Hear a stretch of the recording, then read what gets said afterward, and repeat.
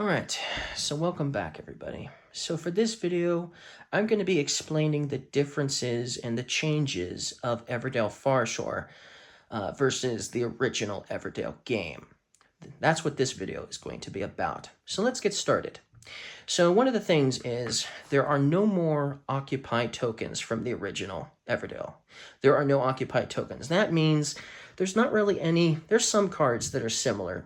You know, in the original Everdell, you know that there was almost always a critter that went with a construction. You know, they just seem to go well together, like the inn and the innkeeper. Now, there are still cards in this game that have that dynamic, but they no longer can be played for free. Those critters can no longer be played for free with those construction cards in this game, okay?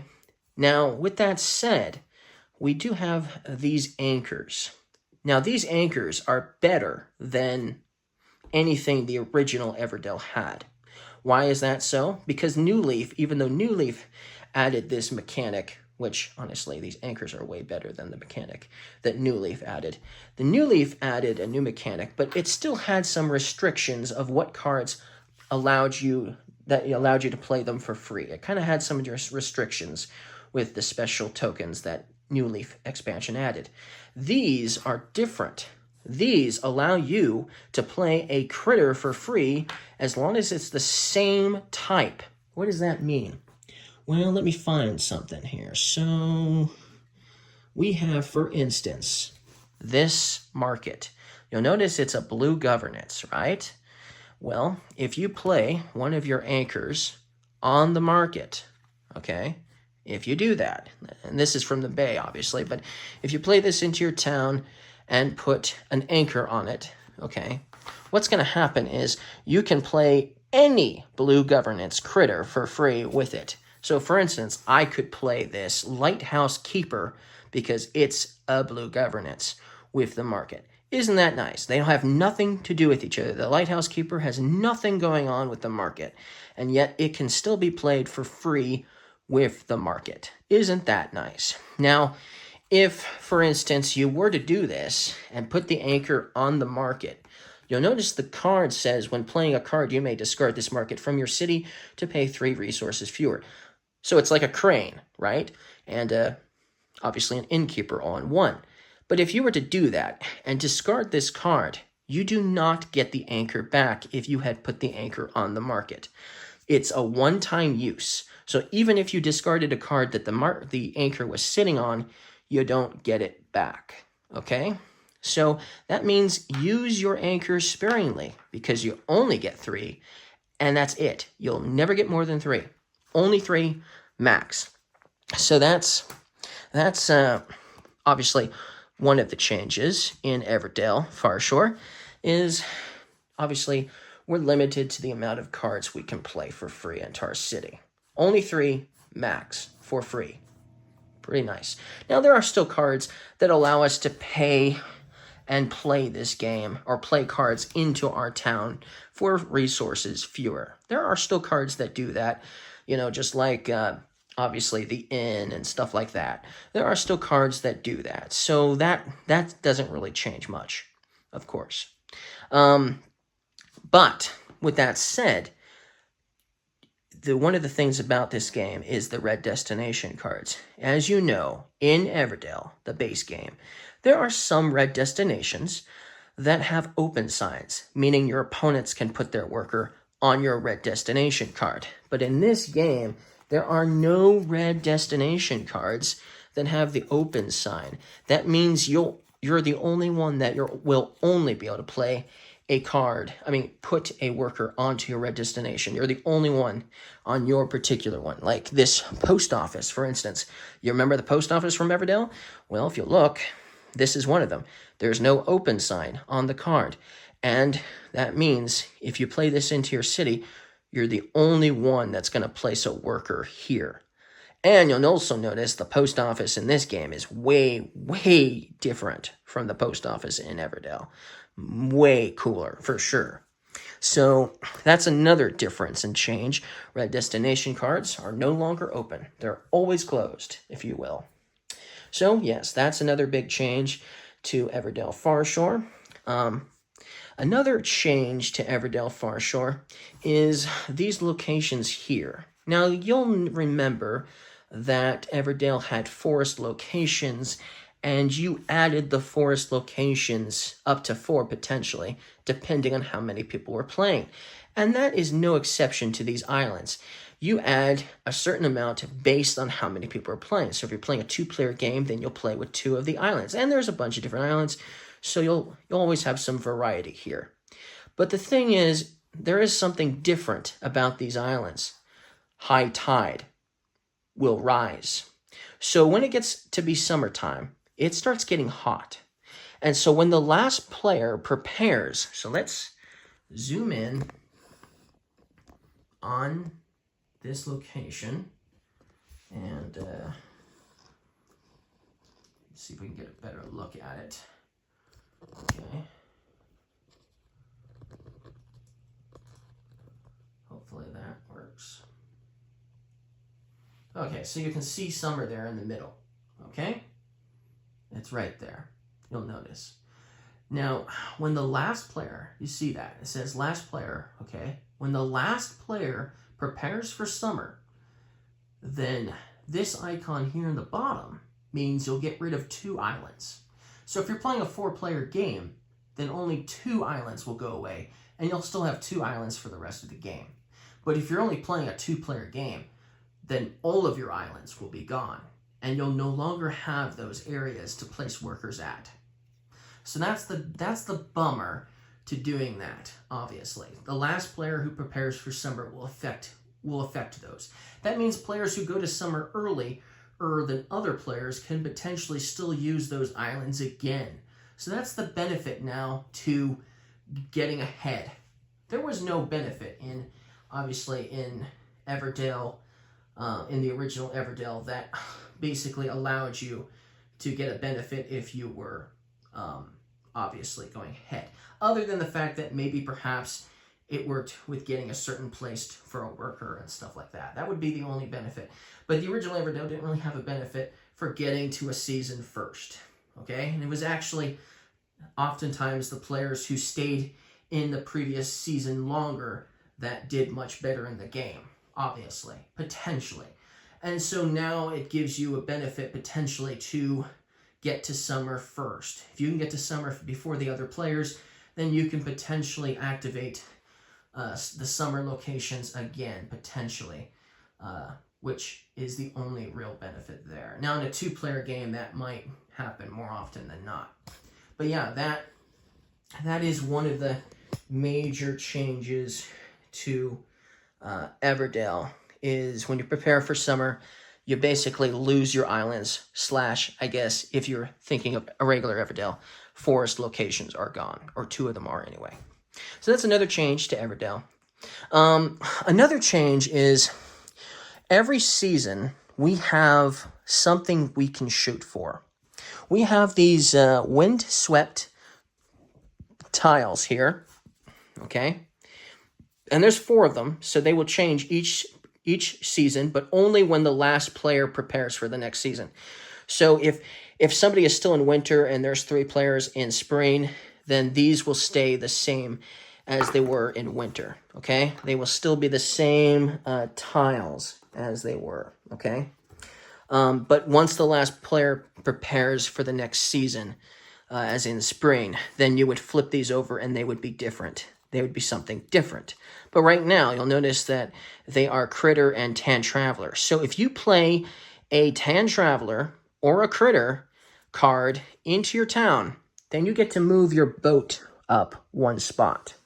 Okay? Now, these locations here, as you get your boat higher and higher and higher, means you get victory points. And this is the main way you're going to score victory points. You'll get a lot of victory points here, easily.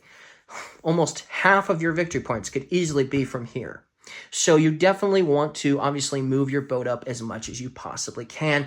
And since this is one of the main ways you're going to do it, you should try to take advantage of it regardless of what it is, if you can, obviously. So it gives you a route to kind of take sometimes when we play this game, some of us will focus on green production on the first season, but this kind of changes that idea and gives us each a route to try to go for to allow us to get ahead. Now, when you do move your boat up a certain amount of times, you'll eventually come across these treasure chests that you'll pass. And when you do, they're worth extra victory points at the end of the game, or you can use them for their other benefit. And if you do, then you don't get the victory points for them. Basically and essentially, you're using them as any resource, any one resource. So you can get any resource, basically token or treasure chest as you move the boat up. So you might find yourself using these at the beginning of the game for, extra resources, as in playing them as a resource to help you play a card and stuff like that, just like you would in Everdell. So that's what these are for mostly, but you still want to hold on to them for the extra victory points, if you can. Now, but yeah, this is one of the main ways these wind-swept tokens are one of the main ways you're going to score. And that means since you shuffle these and put them together, they're going to be different every time you play. You're not always going to have the same starting wind-swept tiles for each season, right? And then these are what we have. So instead of a critter and obviously Tan Traveler, we have common. We have the word common. We have obviously green production. We have unique. We have construction. We have blue governance. And we have red destination. So it definitely will give you some routes to take, potentially make it useful to play certain cards during each season. That's what you're going to want to try to shoot for. Obviously, there's lots of cards in this game that will allow you to move your boat up as well. So there's lots of cards you're going to play into your town that will allow you to move your boat up that way. So that's one of the things that's definitely going to be the focus of this game, which is obviously not in regular Everdell, okay? So we talked about the season change. During preparing for summer, you're still going to take 2 cards from here, which is basically like the meadow, right? And the bay versus the meadow. When you're preparing for autumn, however, there is a slight change. So while you do get to still activate green production cards in spring and in autumn, and obviously still get to draw 2 cards from the bay in summertime, when you prepare for autumn, you also get to draw 2 cards from either the deck or the bay. So this game will focus on allowing you to draw a lot more cards easier, for sure. Obviously, there's some other different locations here. We have the lookout, where you can discard any number of cards that you want to draw up to your hand limit, and you can either get them from the deck or the bay. We have the docks, where you can discard 3 cards to get 1 resource for each one you discarded of your choice. So for each resource of your choice, for each one you discarded. So we have those locations. Then we have the dunes. Now, we don't have special events. We don't have events or special events in this game. So the dunes action worker location is obviously a different thing, slightly. You'll notice we have these 6 scroll tokens here, or map tokens, if you will. If you place a worker here, okay, you can claim one that you qualify for. You can never claim one that you already have. So if I was to take this one here, this red destination one with the 3 red destination icons, I couldn't take the one that's underneath it, okay? But yeah, when you qualify for one of these, as in if you have 3 red destinations in your town, or 3 Tan Traveler, or 2 purple Prosperity, or 3 blue Governance, or 4 green Production, or you have one of each of the 5, once you have 5 of one of each of the 5 different icons, obviously, in your town, then you can take one of those scrolls, for instance. But yeah, that's basically our version of the secret special events and the regular events. This replaces that, so that's also different. And these are powerful because you see it's going to be the number of points that each of these give you times the number of map tiles you have. So if you were to grab, I don't know, this red destination one and these 3 here on the bottom, that would give you 6 points times 3. What's 6 times 3? Isn't it 18 or something like that? So you're going to get a lot of points that way. You could potentially, or maybe it's more than 18. It might be 27, or yeah, it's 27 or something like that. So it's going to give you a ton of points, a lot more than you think. And if you were to get all of them, and potentially you could score a whole lot more than that. So yeah, the Dunes is, pardon my multiplication if I got it wrong, but the Dunes is going to give you a ton of victory points, potentially a whole lot more than the special events and the regular events is. In fact, you will probably have way more victory points in this game at the end of the game than you will in regular Everdell. You potentially will. Now, there is, I think, one more change that I will mention as well. There is one slight more difference to this game, besides the fact that we have seashells for victory point tokens instead of regular tokens. So we have these now instead of regular victory point tokens. We have seashells. And that is the bay. Whenever you have to take a card from the bay, or whenever you take a card from the bay, you'll obviously replenish it just like you would in Everdell. But if you draw a card that is similar to, that is the exact same card as one as these, then it actually goes on top. So for instance, this is the next card that was drawn, and since we already have a steward here, so let's zoom in. So see, we already have a steward here. I have to put the steward on top of it and draw again. And this one is a post office. So look, that one covers that one. Okay, then I have to draw again. Oh, finally, we got a card that's new. Because there always has to be at least 8, there has to be at least 8 different cards in the bay at all times. That's why these get covered up with the same cards. That means that now it's easier to get cards because you might want this steward, and that means somebody else might want it and be like, huh, there's still another steward. That means I can get that steward instead. But yeah, that's the major differences to this version of Everdell. Those are the major differences to the game. So I hoped this video explains the differences and changes to Everdell. That's pretty much everything that is different or new to Everdell that regular Everdell didn't have. Obviously, there is one other thing I didn't mention.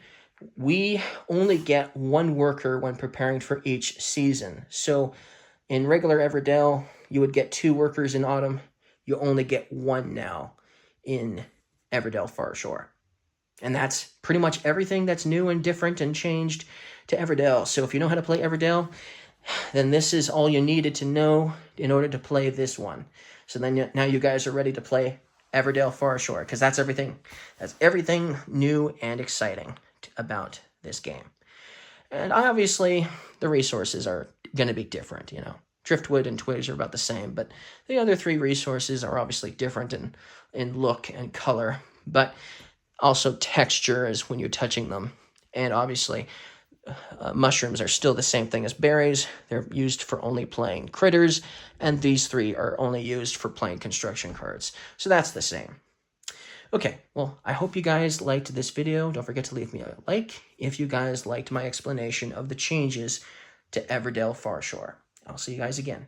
Goodbye.